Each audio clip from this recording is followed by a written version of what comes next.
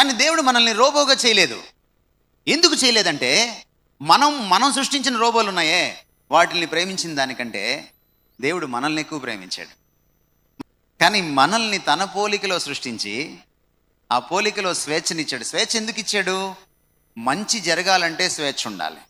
రే, నీకు రోజుకి 100 రూపాయలు ఇస్తా, దయచేసి అందరి ముందు నేను కనపడినప్పుడు మాత్రం నన్ను విష్ చేయాలరా నువ్వు అని అంటే అది గౌరవం అవుతుందా?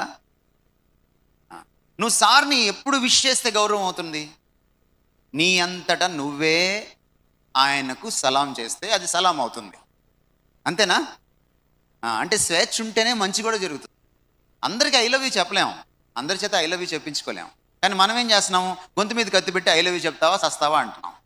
అసలు అది ఒకవేళ ఐ లవ్ యూ చెప్పినా అది లవ్ అవ్వదే, అది లవ్ అవ్వదు కదా.